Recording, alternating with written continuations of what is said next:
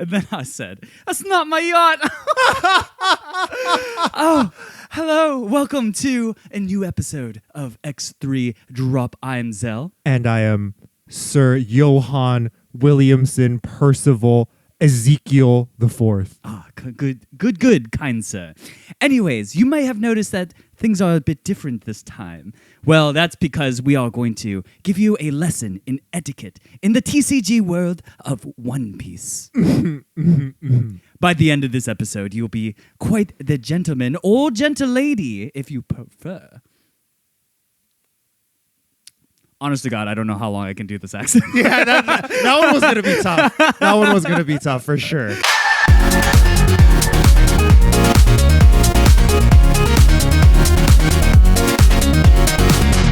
But what's up, guys? Welcome to another episode. Today, like I said in a very posh British accent that I tried very hard for, we're going to be talking about TCG etiquette. How to be a finer person while at the tables. Absolutely. So I know there are a bunch of you sloppy Joes out there.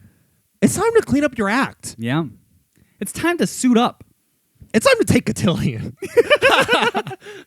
I didn't know what cotillion was before, but now I know. Yeah. I'm a knower. You're a knower. Apparently, I took it because I remember in fourth grade. Yeah. We did like the ballroom dance thing. Yeah, it was like yeah. part of the learning about the Renaissance period and all that. Yeah, like having your knife and your fork on the right side of the plate. Or Yeah. You know, something like that. Oh, you work your way in. So, you go to a restaurant. They give you your salad fork first. Right. That's on the most outside. And then you work your way in. And the steak knife is usually in the last bit of it because that's your entree. And then, and then they bring you new stuff for your dessert or something. And then they put your salad on a plate that isn't a plate for eating. It's like a plate for presentation, strictly. Yeah. So you can't use that, otherwise you'd be a heathen. Yeah. How dare you? How dare you even consider it? And then after dinner, they teach you how to die of the Black Plague. Yeah. I don't know how long I'm going to last in this suit. I'm going to be honest. All right, let's change. All right. We're back. Okay, a little bit of change of pace. It's going to be a little less hot without the tie and the 100%. And everything. So, but anyways, today we're going to be talking about TCG etiquette. But before that, hey, if you guys are enjoying the X3 Drop podcast, give us a like, comment, follow us on whatever platforms, including our Patreon, where we have bonus content coming out every week. So if you guys want more of the X3 Drop, that's one way to do it. So with that, let's talk about etiquette. This got brought up a little bit ago because we were talking about how in top 32, people were playing very sloppily, right? And that just kind of brought up a greater question of how do we, as TCG players, clean up our play to be more presentable, to be more likable, to be more fanciful, if you will. Yeah, I feel like people have gotten into a little bit of this habit where you are just, slumming it at home, playing with your friends. And you kind of lose this, or maybe you play on Sim just a little too much, And we kind of lost the sense of across the table etiquette when you're playing against other players, being messy with your Dawn or taking shortcuts. When you're playing Cavendish, you play it for 3 instead of for 5, and restanding 2 and announcing what things do. These are kind of things that are acceptable when you're playing with your friends. You guys kind of know each other. But if you're playing at a regional level, especially in Top Cut and Day 2, please clean up your act a little bit. Yeah, it's just one of those things where if you dot your I's, cross your T's, kind of like putting on your blinkers when you change lanes. It just 100%. It's not a lot of effort, but it makes the world a better place, right? Yeah, putting away your shopping cart when you're done with Costco instead of leaving it in a parking space. That is insane. It's insane. So today we're going to be talking more about that. And I think this is helpful for a lot of people who maybe are just getting into TCGs, right? And they want to know hey, what are ways that I can do things to not piss people off? Because I think that's a fear for newer players. It's okay, yeah, you've played on Sim, you play at home with your friends, but now you want to go to a local or to a regional and things are different at the end of the day. So, let's get into it. So I've sort of divided today's topics into 3 parts, basically. pregame, postgame, or no, pregame during the game, and then postgame. So then we'll just kind of talk loosely about some of the things that I think people can do to sort of clean things up. And of course, speaking of clean things up, the TCG etiquette starts before the game even starts. We have to talk about hygiene. Please wash your hands. You're touching children's cardboard. You're touching other people's cards. You're constantly shaking hands, fist bumping, what have you. Please wash your hands, especially after you use the restroom. Come showered. Wear deodorant. I know these things are long, 8 to 10 hours long. You're going to be sweating a lot, slinging your cardboard around. So please keep hygiene in mind. It starts before the game starts. Yeah, it starts before the game starts, exactly. And because inevitably you're going to be touching your opponent's cards, right? And everyone doesn't want grimy Dorito-crusted hands on their beautiful cardboard, you know? You've got Max Rarity guy at your table, and you're showing up with Cheeto dust on your fingers? No, sir. That is jail. Jail. For some reason, though, I will say some of these Max Rarity guys got the crustiest hands of all time. I don't know. Trim your nails or something. Trim your nails. Yeah, just clean it up. We're not asking for that much, really. Like, I think it's just like a normal human thing. So, So outside of that, there's kind of things in One Piece specific that I think gets brought up a lot is just kind of like what you do before the game starts. Like, for example, leaders up or down. You know, there's been talks about that, and I think like it's just I think it's just kind of like a pregame ritual for me. It's kind of like we set our leaders down, and then we go, you know, okay, now we can dice roll and determine. And I think it's I guess like some people see it as like a sign of distrust for doing that, but I think it just cleans things up, right? Like especially at a local level or a side event level, like you know, people don't have their deck registered. People could be swindling you, right? Do you think that's insane, or what's your take there? No, I think that is a good idea. Just keeping, because I do it myself, just keeping your leader face down along with your opponent's leader face down, and you guys kind of just reveal at the same time, right? There's this a little bit of this unspoken rule where both your leaders are face down, and then you guys are shooting the shit. You guys are just talking about like, hey, like how are your games today? You know, how are you doing? You chilling? We're all X1, could be better, but you know, we're here. It's fine. And then you guys go, okay, what are you playing today? And you guys both flip over your leaders, right? It just keeps everyone honest, especially at a regional level where there's 1,000 players. The judges can't deck check everyone, you know? So I promise that there are definitely some people who have cheated other people by just looking at their leader and pulling out another deck and just going completely unnoticed. Yeah, exactly. And I think it happens at all levels. Obviously, the stakes are different for locals or, God forbid, you do this with friends. But yeah, that's crazy. Although that's kind of sick. Yeah. Round one, if I'm showing up against one of my friends, I might just pull out Bella Betty. I don't know. We'll see. That's toxic. You are so toxic. It's crazy. No, but I think it's just one of those things. It's just like, again, just general etiquette. It's just kind of like, hey, we showed up to play fair, right? So I don't know. I know some people dislike that. Like, they would rather just like default to trust, which I think, like, in a perfect world, like, yeah, that'd be awesome. But I just don't live in a perfect world. Yeah, it's just not a good policy because it opens up too many doors for you to absolutely get fucked. You know what I mean? Yeah. There was even I had overheard during Vegas, maybe players 2 tables down from me when I was playing, and the guy goes, "Hey, do you mind if I see your TCG player registered deck list for this tournament? I just want to make sure because I was walking around and I thought I had saw you play a different deck." Oh, moly. Yeah. So he goes, "Oh yeah, sure, no problem." So he pulls up his TCG player, shows him his registered deck, and goes like, "Yeah, it's the right leader." You know, he doesn't have to show the deck list or anything. There's like an icon that'll show you what deck you're registered as. So he shows him. He's like, "Oh, okay, my bad. I just thought I saw you playing it." Like, it's just this guy is doing his due diligence. So I respect that. You know, there's no harm in saying like, "Hey, man, I just want to double check that, you know, everything is correct." You know, nothing is awry. Yeah, and I think like on the flip side of that, like if someone says something like that to you, like, It's not a big deal. It just takes 2 seconds. They're so. not calling you a cheater. They just want to make sure that everything is chill. Okay, so then let's talk about like determining first or second. I'm a person who just prefers to just say odd or even, and the only reason why I prefer that over high roll or low roll is so you don't have to sit there rolling your dice forever when you guys inevitably tie. It just saves time. So yeah, I totally like agree.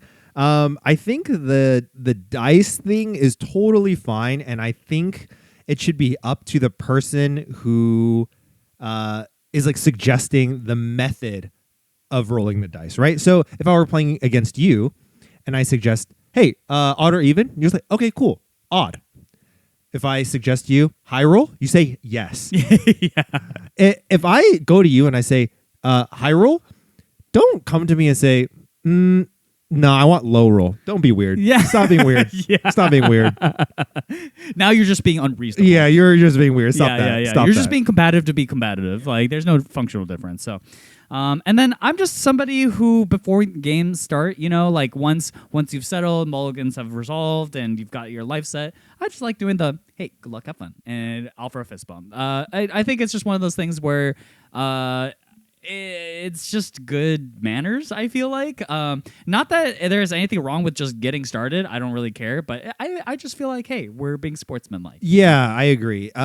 There have been some games at regionals where I go, hey, good luck, right?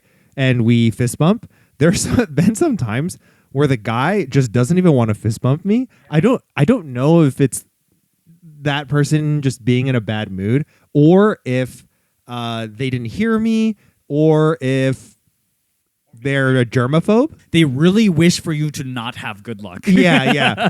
They could be a germaphobe, right? They don't want to. I totally get that. You know what I mean? We can just say good luck and exchange words and move on with our day. But if you don't hit me with some sort of confirmation, the feng shui is cursed. Yeah, my feng shui is so off. Yeah. It definitely. It's just a weird move, man. Yeah. It's just a weird move. Knock that off. Yeah. Knock that off. Yeah, just it's fine. Just fist bump. It's okay. Wash your hands after the round. Yeah. And then another thing that has to happen as a pre-game etiquette is obviously cutting your opponent's deck or shuffling your opponent's cards. I think there has been some discourse around handling your opponent's deck. Yeah. So just, typically I think you just, after shuffling or pile shuffling or what have you, you hand your opponent your deck and they'll kind of cut it one of like three ways, right? Like they'll cut it in half, they'll cut it slim, they'll cut it thick, they'll cut it in thirds or fourths or whatever. But I think it's completely normal for your opponent to handle your cards and actually shuffle your deck as along with you, as long as they ask, hey, is it okay if I shuffle your deck, right? If your response is no, I actually don't want you to shuffle my deck because you got gross ass hands or something like that, call a judge. The judge will shuffle it for you, right? Just make sure you keep everyone honest. I think that's completely fine. It takes like 8 seconds maybe. That's a long time, if anything. Yeah. Like it's totally fine, Yeah, I think people should be more willing to have their deck shuffled. Yeah. But I understand because it's a level of trust, right? And I think handling your opponent's cards, like when I shuffle my opponent's deck, I'm especially careful to not jam their cards together and stuff like that. So like I do my utmost care with their cards, right? And I think that's part of that etiquette. I think we should normalize shuffling our decks, that's just in our opponent's decks. Like, I think that should just be a normalized thing. Like, it just keeps weird things from happening, right? And also because not everybody like shuffles enough between rounds too. So like, it's just another assurance. It's another thing, kind of like what we said, in the leader split thing. It's nothing personal. It's just like a way to make sure that we feel like things are on level ground, right? So so those are kind of like etiquette things that I think, like, before the game, you come freshly showered, you come with your hands clean, when you trim your nails, because when you touch your opponent's cards, you should touch them with kindness and care, and we'll have no problems, right? So let's move on then to sort of the in-game stuff. And I think this is where a lot of stuff can happen where people get a little miffed, right? Yeah.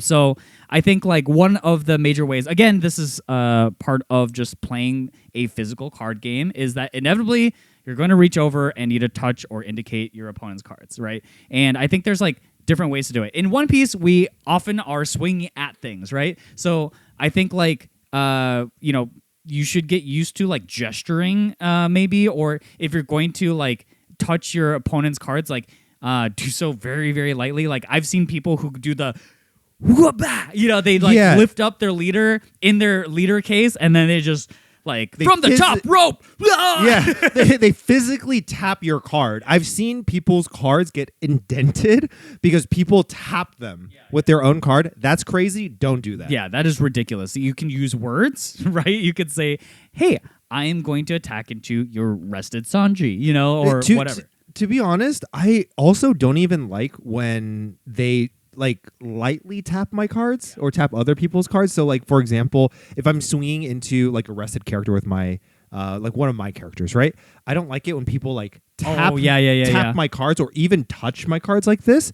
Just motion towards the card or hover your hand over it to make it obvious where your attack is going, but don't actually touch the cards. Like that is so unnecessary. It's more contact than necessary, and at worst you can damage other people's cards. And so I think like there's plenty of different ways, alternative ways to indicate where you're attacking without having to physically reach over and slap their card. Yeah, it's so crazy.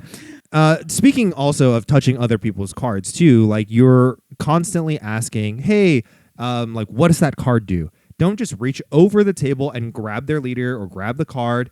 Always make sure that you are asking your opponent, hey, do you mind if I read this card? They can turn it around for you to lean over and read it, or they can just hand you the card entirely. You can read it, set it back down gently, and be like, thank you. Yeah. Or when you're asking somebody, may I look through your trash? How many cards do you have in your trash, et cetera, et cetera. Don't just reach over to their trash, grab it like an absolute raccoon heathen. Yeah, and you're an just animal riffle for that. through it. It's so crazy. Don't do that. Yeah, that is insane. So I think a lot of these issues come up about touching your opponent's cards, right? Yeah. And so the idea here, etiquette, is we should ask for consent, ask, when you are going to be looking and touching things, and then we'll have no problems, right? So I think, I think that's just like a very easy thing to do that just makes the world a little bit better. And we kind of touched on this earlier too, is just like on the topic of sort of cleaning things up. Like when you play the game, again, when you play with your friends, you might be playing really fast because you guys are just trying to jam as many games as possible.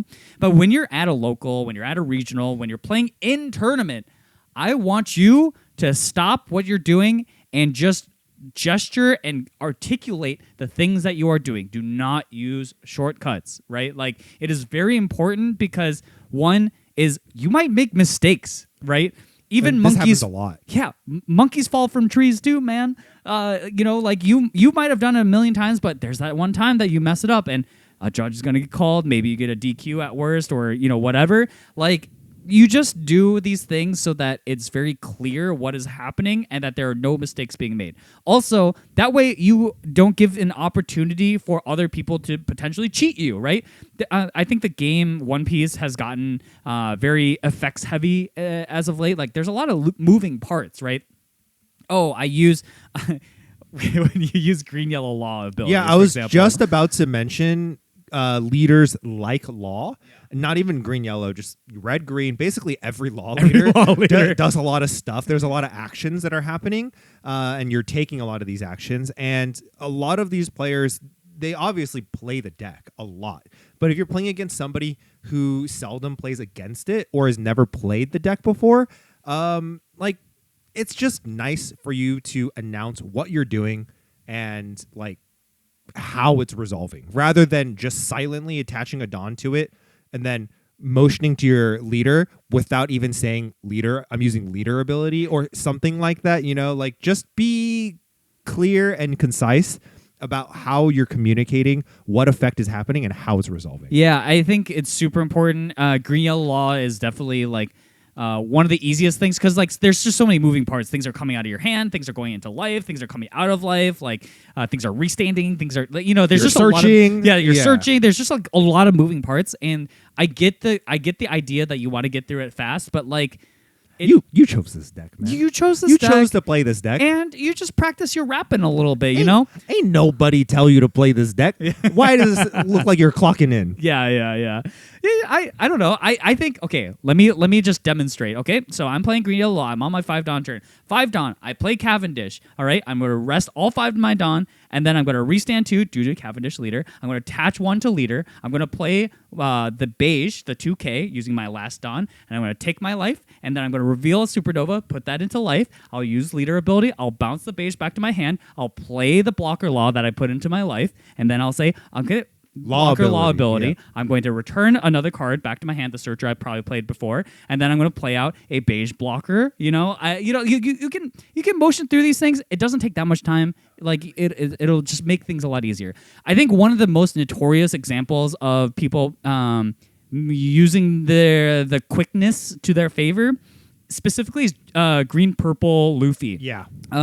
Mainly because it's like very hard to keep track of how much Dawn each player has when they're playing GP Luffy. Like you're just, normally with a lot of leaders, it's like very easy to track how much Dawn they'll be at. Like even other ramping leaders like Pluffy, like you just know consistently like where their Dawn is going to be at. But for GP Luffy specifically, because like depending on how many Sanji puddings they have or what effects they've used to -2 Dawn and stuff like that, like the Dawn number is very variable at all times. And so it's like moving around a lot. It's moving around a lot, and the numbers are moving around a lot. It's hard to keep track of, and like it's not something that most people are like innately tracking all the time. So like don't get cheated, right? Like make sure that you are doing the right thing with the leader, indicating, hey, I'm using Sanji pudding ability, bump, like 1 and 2. When you're using GP Luffy leader ability, please say I'm using leader ability.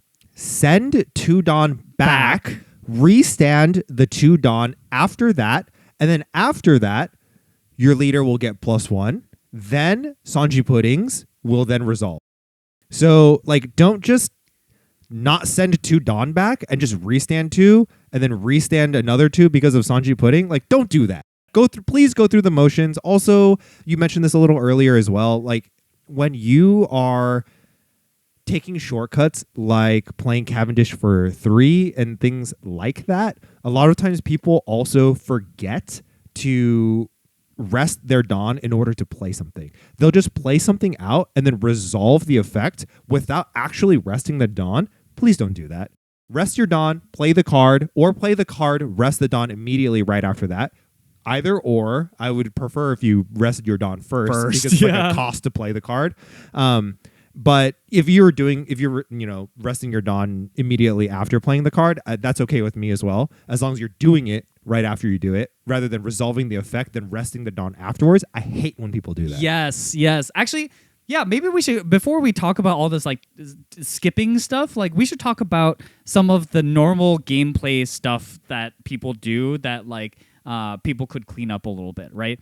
Like one of the notorious things that people do that just kind of bug me, and I can't tell how much of this is just like me being, I know I'm neurotic, okay? Like I know I am going to be... I didn't have to say anything. Early onset dementia is coming after me, knocking on my door. Like it's just like 2 doors down, man.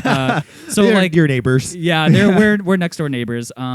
So I know for me personally that like I really dislike when people start their turns and they like draw their card, they think about it, but before they like restand their Dawn, put 2 Dawn onto their turn or onto the field, restand all their units or whatever, like they just, I don't know what they're thinking sometimes, and then they go like, oh, okay, I'm gonna swing 5 with lead, and it's like their leader's already rested, and so now they just go like, and I'm just like, oh, no, just stop before you take your turn.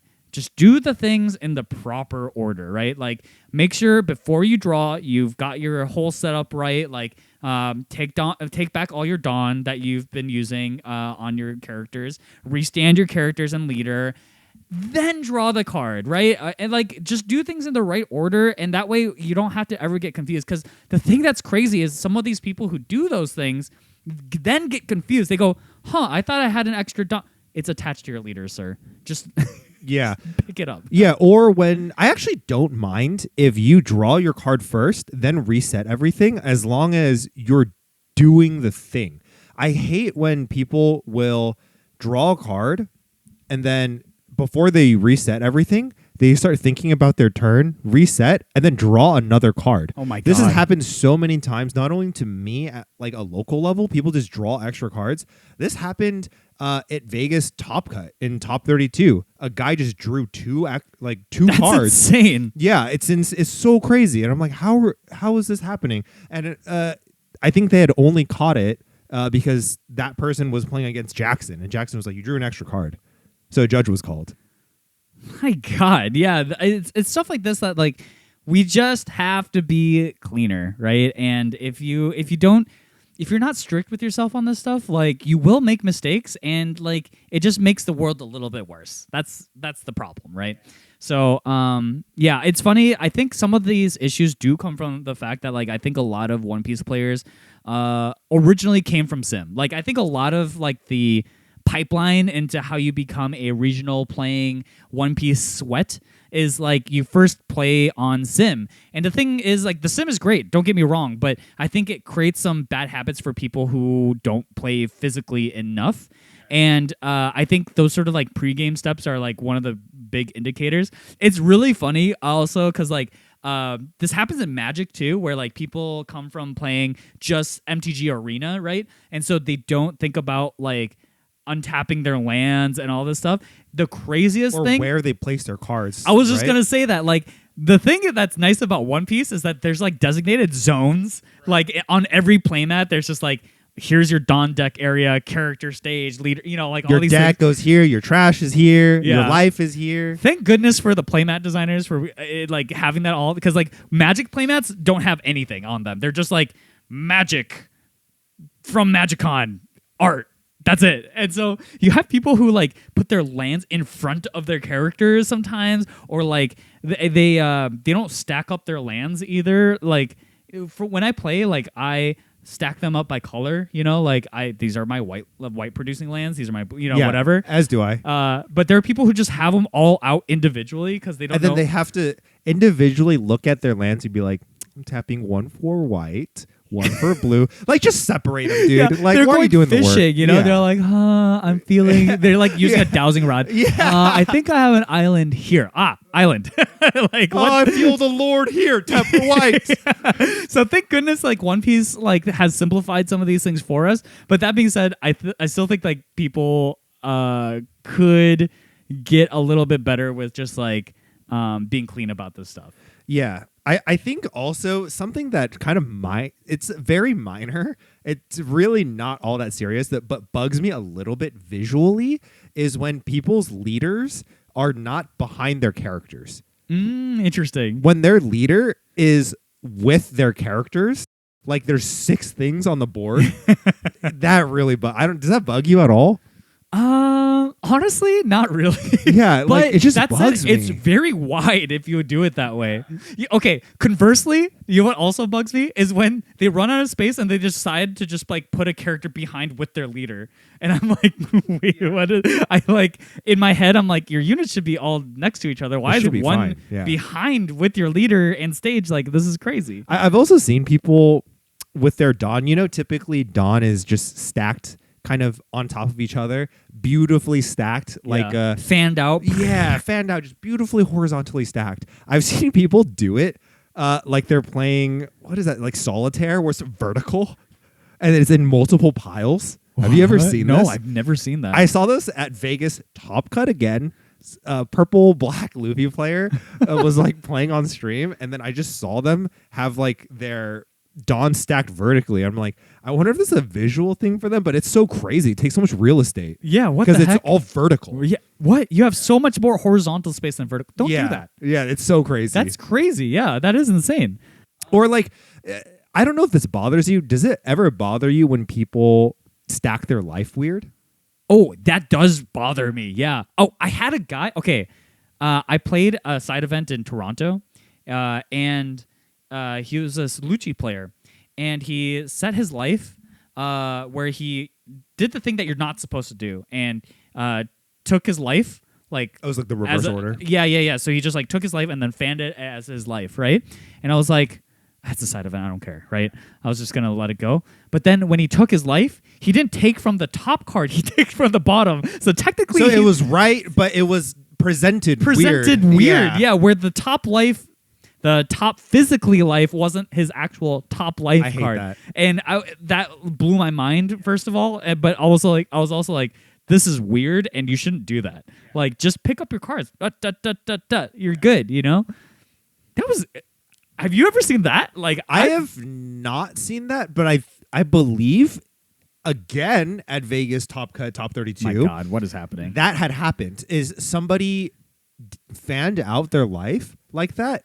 But it wasn't. They didn't take it in the opposite order, so it didn't correct it. They took in the wrong order, so their life was wrong. Yeah, that's actually a rule, guys. So what you can't fan out your life like that, even though you might think you're slick with it, but it does look cool when you know when players go. I remember the first time I played against Nicky Goldman. I was just about to say the exact same thing. I played against Nicky at a local. He perfectly picked up 10 cards from his from the top of his deck, five, and I was like, "Damn, this guy's the GOAT." So sick. Yeah. This guy is so cool. Yeah, I was like, "What the heck?" I'm playing against a magician here. Yeah, this guy. I played against Shin Lim. This guy's crazy. He's got a show in Vegas. Yeah, yeah. He snaps his hands. His deck turns to smoke. Yeah. Insane. If someone cheats like that against me, they deserve it, man. They put in a lot of effort. But yeah, people do all sorts of weird things with their life where they like. I sort of don't care if you arrange them weird. Like, there are people who do the thing where they like block like it offset. out. Yeah. I don't really care. I don't think it's a little odd to me why people do that, because it just takes up more horizontal real estate where the game is built horizontally, right? There are zones built horizontally, more like wider than it is vertical, right? Because there are maybe like 3 card lengths vertically. It's your Dawn, your leader, and then your characters, right? Like, that's like as high as it goes. But then horizontally, you have your life, you have 5 character cards, and then you have your deck and your trash and your life, right? So it's very horizontal. So there's not really any reason for somebody to be stacking their life in that way. I kind of understand if you're playing a webcam tournament where people like to do it instead of having your cards stacked vertically on top of each other. It's a little hard to discern how much life you have if you're not indicating with a dice. But I was just gonna say, like, that's like the extra gentlemanly way to do it, is like have a dice, because like even Jonas does this over the table. Yeah. I actually think it's good because like just like certain colors of like the sleeves, like it's kind of hard to see. Whatever, I've definitely been surprised when like someone takes a life and I go, oh my God, they still have another life under it, and I was like, huh, I messed up because of that. Yeah, so sorry, I cut you off. Yeah, like you can stack it a little bit kind of diagonally where it doesn't take as much horizontal space, but you can very clearly tell how many cards they have in their life. I think that's a very nice thing and very gentlemanly thing to do. Yes, exactly. Yeah. So I think like in terms of setup, I think like most of it just comes down to clarity. Again, I think just being really clear and clean about these things makes our lives better. 100%. I think another thing that a lot of non-TCG players will kind of complain about, not specifically with One Piece players, but just card game players in general, is like rapidly shuffling your hand. Oh, like, yeah. In Magic, we call it card flicking, I think. When you take the card, I want like an example. Like here. Snapping it? Okay, I've got Magic cards right here. ASMR time. Oh, yep. Yeah. Yeah. People just like do that. I think some people. So I've seen people say like, oh, it's like my way of like essentially stimming. Like this. And I get it. Yeah, it's Because I do it too. Like I shuffle my hand. I get it. Yeah, I fidget with my cards too, but as soon as I notice that I'm doing it like excessively, like once there's like a point of like, because on one hand I do like flicking my cards because it reminds me of what cards are in my hand without having to just like fully fan out my hand sometimes. But after I'm done like looking at my hand and I've done the actions I need to do, I just put my cards down, right? Especially if your opponent is taking a long time during their turn, there's not any reason for you to continuously, shuffle your hand like that. Yeah. I mainly do it based off of like what cards I'm drawing, right? So like if somebody goes 7 lead, or let's say they go 6 lead, and I take a life, and that life goes to the top card, the very front card of my hand, and I don't have any 2Ks, but I just picked up a 2K, and they go like 6 lead again. I will shuffle my hand to make sure that they don't know that I'm giving the 2K that was the top card in my hand. Yeah. It's like, a hidden information thing. Yeah, that's like the main reason that I do it. Obviously, I do it because like a bit of a nervous tick, and I do like that snapping noise. Oh, of course. That's why I double sleeve my cards, because I really like that rigid snapping noise. Oh, and One Piece cards are thick as hell. Yeah, so. they're so thick. It sounds so they're good. Dummy It sounds thick. like a ruler. Yeah, I do that too.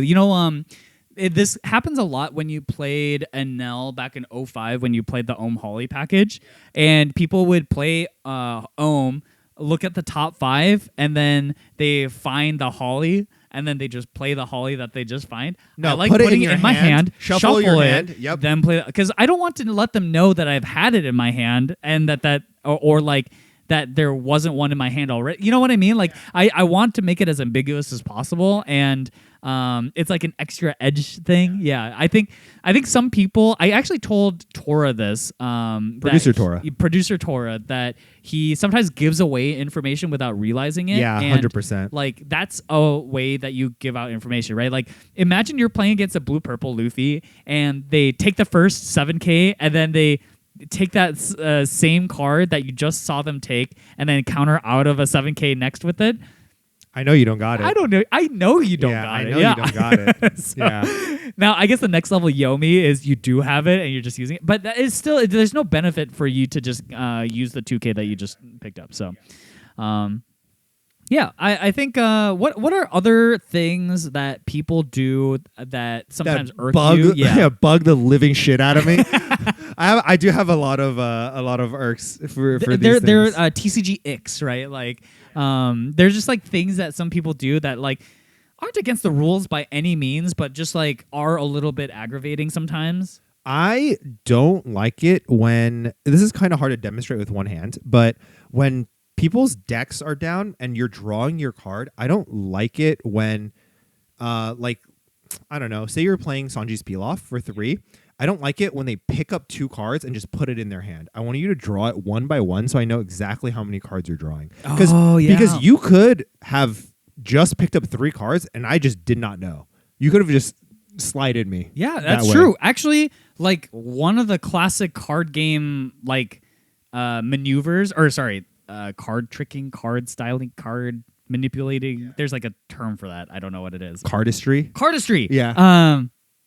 But there's like a specific one for manipulating cards. Cheating. Yeah. Is what it's called. But there's a technique called the double lift, which, by the way, is why the league player's name is double lift, where you pick up what looks like one card, but you're actually picking up multiple, right? So like double lift is 2, triple lift is 3. And it is so easy to do that if they just pick up the cards and put it in their hand, right? Like then it's like very hard to know exactly how many cards that they have picked up. So yes, I'm with you there. It's also the same thing. Damn, I should have talked about this in the pre-game thing too. When I pick up my cards from my hand, I like going 1, 2, 3, 4, 5. Like I put it out like in like when you're searching. Oh yeah. Also when I'm searching, just like anytime that there are cards coming out, like I like to count them out.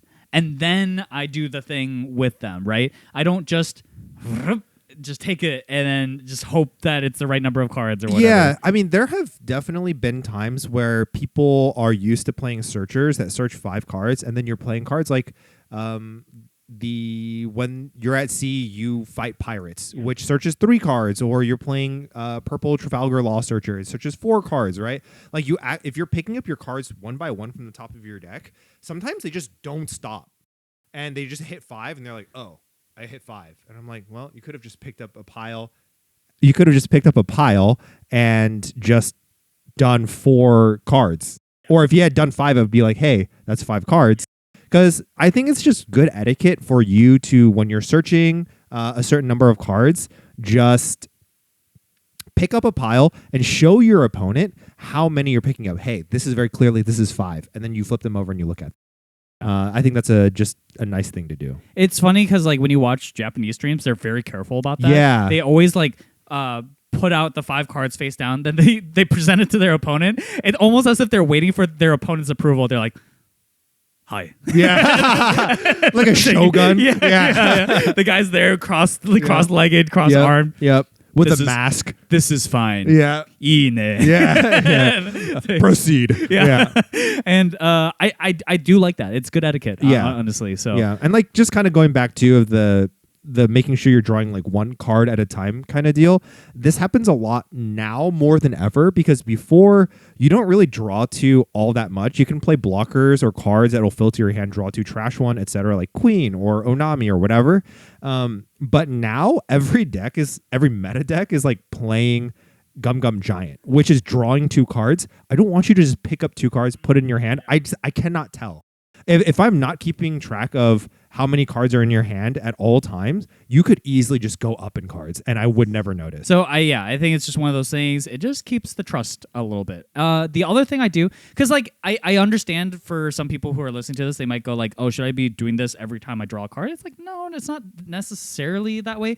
I do have a habit though, where when I draw for my turn, I draw the card, I look at it, and then I put it into my hand. I don't just immediately like boom, put it into my hand and then look at it from there. Do you know what I'm talking about? Yeah, so like what happens is people pick up the top card of their deck, they'll plop it in front of them horizontally so they can see it, and then they put it in their hand. That happens a lot. And what's funny is like there's actually a reason why I do that. That comes from Magic again, which is that there are effects like in Magic there's a effect called Miracle, where if it's like the first card that you drew that turn, you can cast it for its miracle cost. So before you put it into your if you put it into your hand competitively, it's dead, they right? can't they can't verify that it's the card that you drew. So you first look at it, verify that it's not a miracle card, and then you put it into your hand.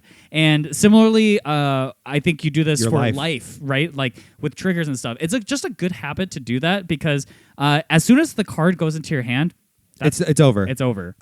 This is kind of like a PSA to newer players. I know you guys aren't doing this out of spite or you're trying to cheat somebody, because new players just automatically will take, you go 7 lead, they put it into their hand, and they go, I'm actually going to trigger this.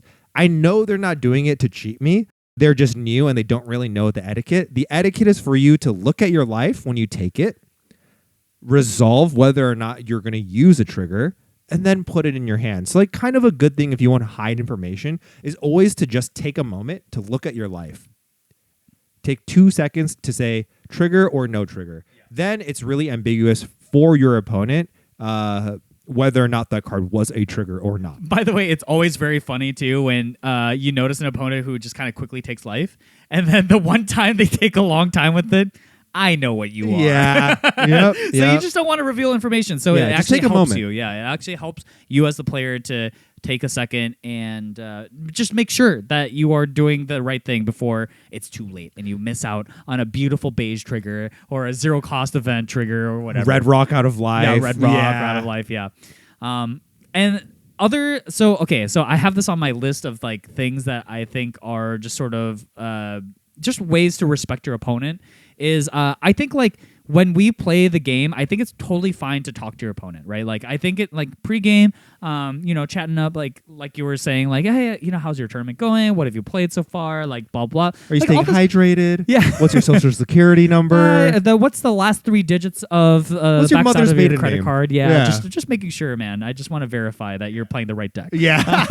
I think like small talk is all fine and dandy, but there comes to a point where it's definitely too much. And I think specifically when it's like your opponent's tanking and they're thinking on their turn, like bro, you stop talking to them. Like, do you want them to complete their turn or not? And like, generally, like, I think people have different tolerances for this. Like, personally speaking, I don't really care that much because usually when I'm deep in thought, I can't hear you anyways. Yeah, I'm definitely not listening to you at all. I am not there. If you've ever seen me play a card game, I don't see anything. Sometimes when you're not playing a card game, you still don't see. Yeah, I'm like, you know, it's funny. Like some of our friends, we call them space cadets because they're like somehow they're at the conversation, but they're like not hearing you, and so they say things that are completely just like off topic, even though they think they're on topic. It's not like that for me. For me, it's like I actually just like phase out of existence, and then you have to like jingle the keys like. We have to summon you back. Yeah, you have to summon. If he's looking at his phone and you're talking to him, I promise you, he did not hear a single thing that you said. Not a single thing. I think what I need to do is start rolling my eyes back when I... That's start shaking and foaming at the mouth. Yeah, because then people know. Like, they won't know if you're playing Uma Musume or if you're having a rabies attack. Yeah. Is this guy okay? He's just playing Uma Musume. Yeah. He's just foaming. I just come back. Yeah. Oh, that race went really well for me. That is crazy. Maybe it'd be a little less ambiguous for other people because, like, and it's not just like phone stuff either. Like, I can just be sitting there deep in thought and then like. Just drool on the side of your mouth. Honestly, that would be a better indicator. Yeah. At least you'd see. Like there was a time where like Ari was like calling my name, and she eventually walks into this room, and I was just on the beanbag inside her closet, and I was just like sorting cards. I just didn't hear a single thing. It wasn't due to distance. It wasn't due to. It was just I'm a man of focus. I'm single-minded like that. I like some people can multitask and stuff. I am not that type of person. So, anyways, this is a long-winded way of saying stop talking to your opponent during their turn. Yeah, especially during critical moments too, right? And like, and on the flip side of that as well, I think it's pretty normal, especially in a regional setting or if you're pretty deep into the bracket, for people to take kind of a long time during their turns, and for you as a player, as an opponent, to usher your opponent and say, hey, I'm not trying to rush you or anything, but please be mindful of the time. Like I remember one time, this was the very last round of Vegas, and it was a very pivotal moment in our game, Purple Luffy into UP, and I was like swinging at board and trying to chip away, and I ended up taking quite a long time, actually. I think my turn was like 2.5 minutes or something. It was pretty long. Okay. And the guy was like, hey, you know, like I know there's no timer. You can't see the timer on your side because my back was facing the timers. So he was like, oh, you know, I know not to rush you or anything, but we're running a little low on time. And I was like, oh, okay, my bad. And he was like, yeah, I know you're not doing it on purpose. It's like you're just locked in. And I'm just trying to let you know that the time is running a little low, so we both have to play kind of fast. I thought that was a really nice gesture from this guy. Yeah, I think sometimes people are like trying to be too. I think from their point of view, they see it as like a gesture of kindness to not like you said, like rush your opponents or whatever. But it's just a function of the game that time matters, and I think it is totally okay to call a judge, right? Like I think sometimes people think like calling a judge is like tattletaling, you know, like on your opponent or something like that. And it's not the case whatsoever. Like calling a judge is within your rights and you should do it, right? Like if someone's taking an absurdly long time with their turns, it is totally okay to be like, hey man, can I ask you to just to play a little bit faster, you know, especially in matchups where you know things are going to take a long time, right? Like I was playing against that same Lucci opponent, and I had played a bunch of moms on him. He's at 8 life, and I called over this was a funny story, by the way, because I called the judge. The first judge was like, yeah, you have 5 minutes left. I was like, oh God, okay, we got to go fast. And then 5 minutes later, I called the judge, and the second judge comes over. He goes, there's 10 minutes left. What genjutsu am I in? Yeah. So I had to re-verify with the judges, like, how much time was left. And they were like, yeah, there's actually 10 minutes before overtime. I was like, oh, we're chilling. Yeah, someone lied to me. Yeah, someone just straight up lied to me. Anyways, yeah, I think that's like another like in-game etiquette. Like, it is totally okay to call a judge and to manage time properly like that. Yeah, especially with the time rolls as they are in One Piece, Which are dog shit. They're already so bad. I learned, by the way, about Yu-Gi-Oh's time rules, and they're What are somehow they? worse. I don't play Yu-Gi-Oh. This was a conversation I had with Adam, the GOAT Nami player.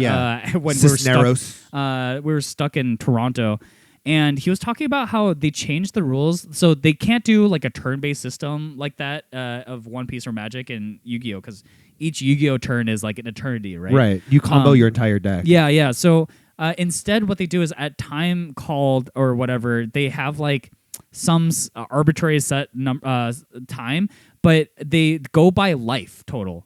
And the reason why this is like super messed up is because people know that these Yu-Gi-Oh turns take so long and they go to time very frequently, is they add in cards that purposely gain life or burn life. That'll edge you out. Just for the very end. And so like a lot of Yu-Gi-Oh games come down to like how many of those cards you've teched. And so he told a story about how Nicky Goldman, he was like in his winning in for a Yu-Gi-Oh regional, and the guy is like triumphantly like, haha.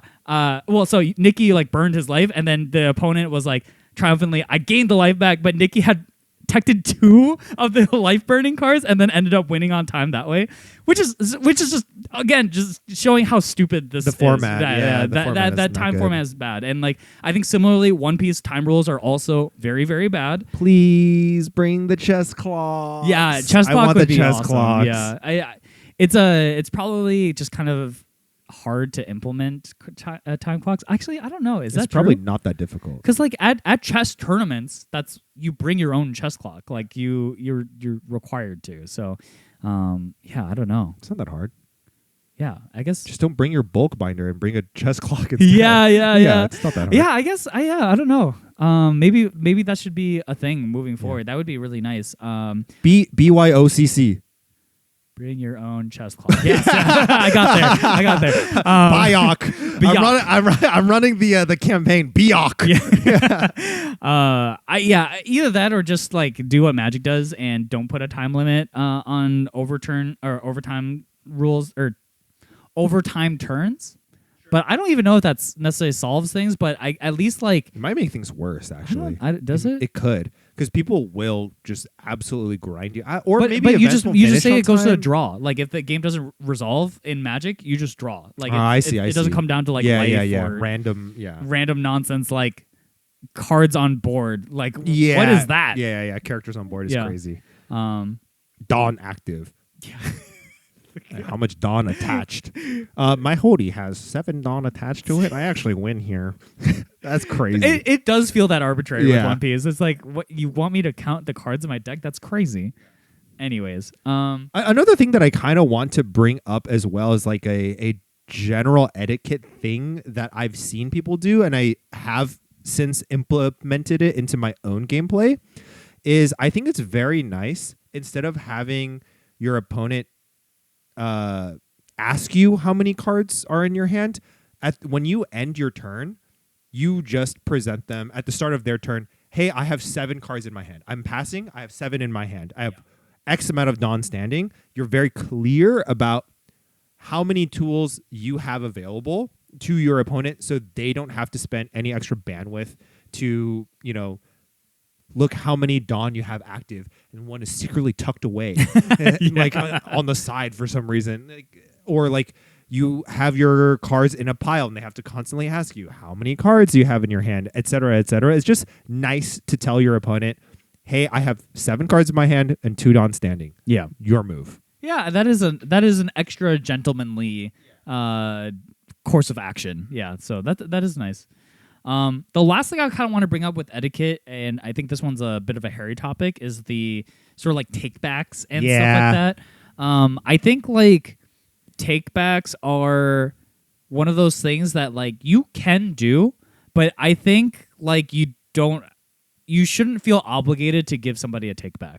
And I mean this at pretty much all levels, like even at your locals. And I understand that people like I understand the idea of like you want to beat your opponent at their best and whatnot, but I also think that there's just a point to which like people are allowed to make their mistakes, right? And I think I think it's very different from rule sharking. Like rule sharking, you're like pointing things out in order to gain an advantage, but if your opponent just does the wrong thing and they ask for a take back, like, again, I think it's very extra gentlemanly of you if you'd like to give them the take back. That's fine.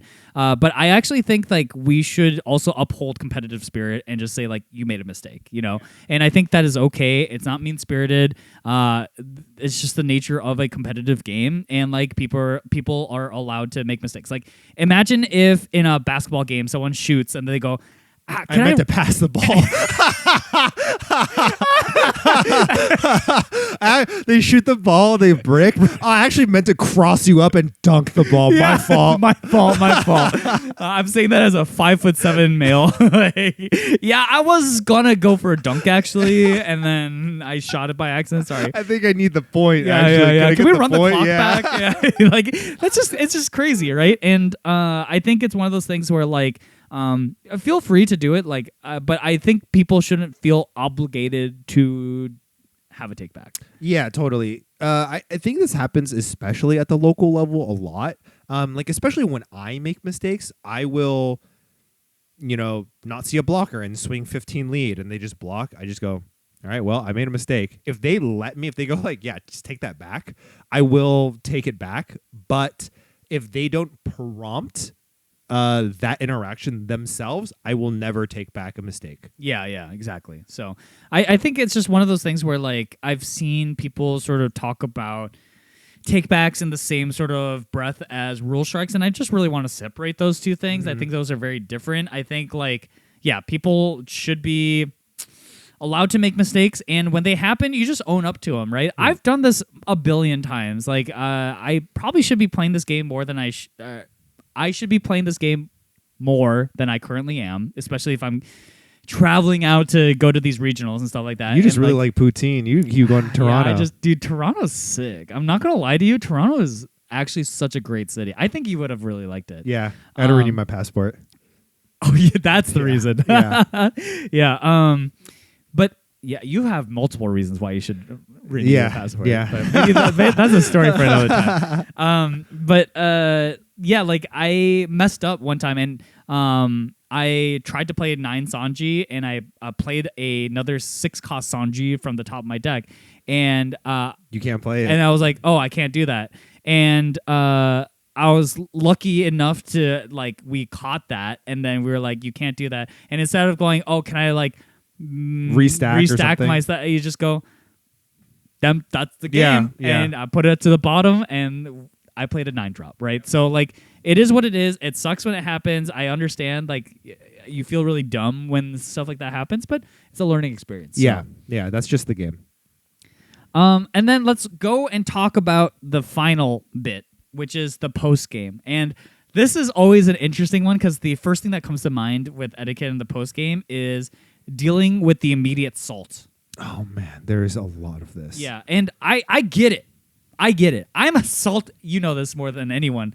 I'm a salty ass man. You're the Dead Sea. I'm saltier than Dead Sea. If you could pour the salt that I have into the ocean, my word, we'd all be drowning. Like it's I get very mad, but never at my opponents or anything. I'm usually just mad at like myself or like variance or whatever. Yeah. But the important thing is how you manage to funnel that salt, right? And I think like a lot of people struggle with this, and I think there's a lot of things that people do that are really just distasteful. Unsightly. Yeah, just unsightly. Like I think like at the end of a game, no matter what the result is, the first thing you should do is just go GG's. Yeah.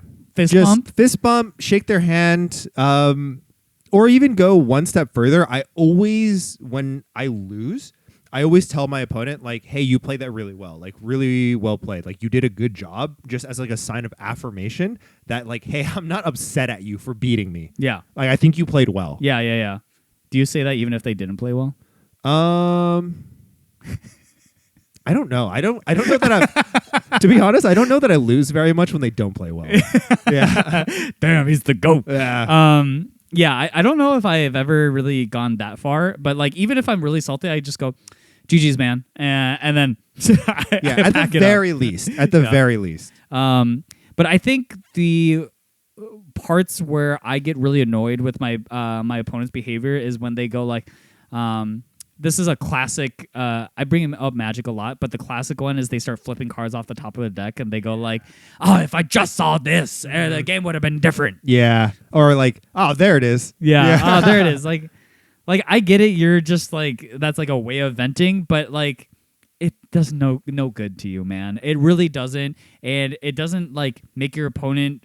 It only it serves to make your opponent feel worse, right? And I think it's just one of those things where like. Just don't say anything that like delegitimizes your opponent's victory. Yeah, right? And I think that's where a lot of people get really salty and say like really absurd things at worst. Like, oh my god, I'm trying to think of an example. There was a guy who Toro played at the regional where after the game, he just I forgot exactly the wording of it, but he just like basically said like, "Oh, I can't believe you would play this like dog shit deck or something." You know, something along those lines. And it's just like. That's crazy, man. Because this is the best deck in the format. Yeah, it's just like one of those things where like, dude, no comments about your opponent's like.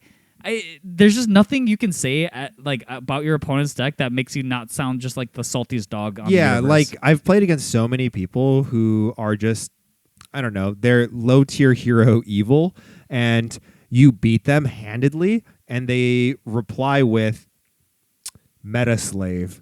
Yeah, or something along those something lines. Along those I'm lines, like, what are you trying to prove here? Yeah, like what exactly are you trying to prove? This is crazy. Here? Yeah, I'll see you in the side events, brother.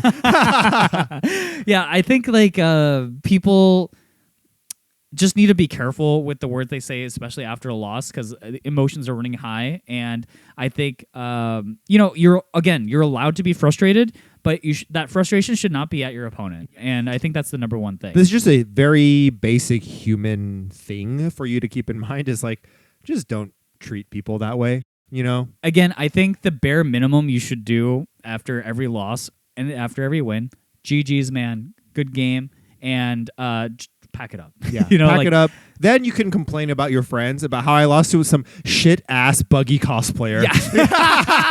Yeah. Hey, that's what your friends at the regional are there for, right? Like that's when you go, man, that guy topped that gum giant into another gum giant into another gum giant. I can't believe he hit Searcher out of life. Then he went Red Rock. Fucking Rudolph. Like don't do that. That's crazy. Yeah. The other thing with like post game stuff too is just like another one that someone hit me with was after the game I just was like GG's or whatever, and it goes it wasn't GG's. Somebody said that to you? Yeah. When you won or when you lost? When I won. But that's great. Dude, it would have been crazier if you had lost and they said that. Oh my God. That would be insane. That guy is the GOAT. Yeah. GOAT evil. Yeah. Yeah. Oh my God. Low key, I'd respect that more. You thought it was close. Yeah. Yeah. I think another thing that some people do after the game, which is normally just kind of like good-natured, is like asking for help or tips after the game. But I think there's like I think there's a balance to it too, like and the place that you're doing it in, right? Like I don't think a regional is the best time to ask your opponent like, hey, like what could I have done better? It's fine if you ask people these things, but like just know that like regional is kind of the test day and you should have done your homework before. Yeah, they're kind of to build on top of that, ask not only asking for help, but maybe asking for another game is something that's pretty reasonable at a local level, but at a regional, most people are not there to play multiple games and jam with you multiple games. I'd rather go and take a leak, get some water, go for a smoke break, whatever, anything. What have you, right? So like I remember my first round opponent, I think he was kind of new to the game. He was playing green, yellow Yamato. And I beat him and he asked me to play another game. And I just told him like no thank you. Right? I'm actually going to go and walk around the tables. I'm going to, wash my hands, what have you. I'm going to check out what other people are playing. Like, he was a really, really nice guy. But I basically just told him, hey, I would love to, but I actually have other stuff that I need to take care of first. For sure. Good luck in the rest of your games. Yeah. And I think that's totally fair. And I think like at a local level, I'm so down to just like walk through. Hey, and you want be to play like, another? Absolutely. Yeah, I'm or so down. like, hey, like, what did you think about this decision? Like, I think those are totally valid. I think just like at a regional, when like, hey, man, we're gonna be here for a long time. I'm not sure. I'm not here to play 11 rounds instead of 10 rounds. Yeah, That's crazy. exactly. So, I think generally though, like, if you want to ask for help, locals is a great time to ask, especially like.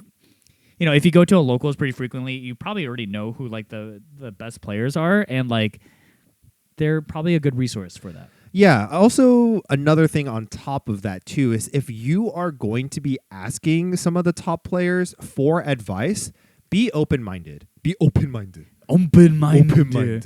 Be a Hongdae guy. Yeah, Hongdae guy probably goated at learning. Yeah, you know what I mean? Just like don't be so close-minded when it comes to certain lines. Like if you're asking somebody for tips or what they would have done in a certain situation and they give you an answer, don't say, but that's just, not right because I did this because of this. It's like, then don't ask me. If you're not gonna, take my constructive criticism or what have you, just keep it to yourself, I guess. Yeah. I think it's a little crazy, especially to a stranger, to be like, hey, like, can I ask for help? What did you think about this? Actually, your opinion's dog. Yeah, that's crazy. Like, Yeah. nah, that's wrong. Yeah. Okay. I guess. Hold that L. Yeah. Another thing I do want to bring up as well is not only player etiquette, but also spectator etiquette. Oh, for This is also sure. a part of the post-game etiquette section. As a spectator, please be mindful about your volume when you're talking to your neighbor or talking to your friend about a game that's live. Or if you're at a local and you're spectating a game like with your friend in it, it's pretty reasonable to ask those players, hey, is this tournament? And if they say yes, just take a step back and talk to your friends about it very quietly or outside or whatever, like don't give away certain reactions. Don't go to the other side, look at somebody's hand and go, yeesh. Yeah. Or go like, oh, this guy is cooked. Like just don't give away that extra information that somebody else would not have had. Yeah. Whether it's malicious or not, just don't do it. Yeah, I think it's just one of those things like, what's funny is actually in Pasadena when I was commentating, I got a note from a judge that I was being too loud about my commentary, and I was like, oh, that's bad. Yeah. I felt really bad. Like how many, do you know what round it was? I don't even know. It must pretty it must far have been in. Yeah, like round 6 or something. Like you're like, dude, how many games have I ruined? Yeah. I was Yeah. like, ooh, God. Like when somebody draws a card, Hody Jones. I think there were situations kind of like that where I was like, that's an insane top deck. And it's like, oh, I probably shouldn't say that within earshot. So, yeah, I think it's just when you're spectating, just be respectful. If anything, like, don't go to your opponent's side of the table when you're spectating too. Like if you're watching your friend, don't be on the opponent's side. Like this is just like coming from general, a player yeah. perspective. Like I dislike it when I feel like suddenly I'm being 2v1'd, and like my opponent's friends are now watching my hand. Like I really This don't has like that. happened. This has happened before. I watched a 3v3 side event where one of the team's friends were on the other side watching the opponent's team and just feeding them like silent information. Yeah, like it's so messed up. It's so scummy. It's one of the reasons why, like, if you're at a top table at a regional, they don't let you. I like sitting on the inside part where the rest of the crowd, like away from the crowd, because like at the top tables at every regional, there's always like a crowd just like watching the games, but you can't be in between the tables. Yeah, as you a can't be spectator. in between. So like I like sitting on that side so that like I don't have people hovering, because I just dislike that personally. So That's a good call, actually. I typically just go to the side. So like if I just choose a side randomly on one of the tables, and if I win on that side of the table, I continue to stay on that side of the table. Wei feng shui. Yeah. Yeah. I just go by pure feng shui. And then the second I lose, I swap over to the other side. Yeah. You got to reset the but this feng is shui. a good point. Actually, I should probably start sitting towards the insides because there are a lot of people that just crowd behind me, and I'm like, have they given people information that I don't want them to give? The other thing that's really messed up sometimes is when you get sat at the end of the table. Mm-hmm. I hate that. There was a regional where like 5 games in a row they put me at the the very edge. end, and so there's just always a ton of spectators just watching your game, and I'm just like, I just want to play my little game. Yeah. So, but yeah, I think those are a lot of like the etiquette things that come to mind. Is there anything else that you wanted to add? Nothing immediately comes to mind, but if we have missed anything when it comes to player etiquette, things that irk you, things that you would wish other players, would do in order to make this game a little more sanitary and clean for everybody, both physically and spiritually, please let us know in the comments. Yes, and with that, thank you guys so much for watching the video. I hope this has made you a gentleman or gentle lady of the game, and hope that you bring the spirit into the rest of your rounds. And to our health. And to our health, old chap.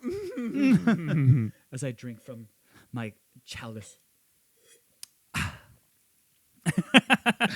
See you guys next time. Bye. Ya.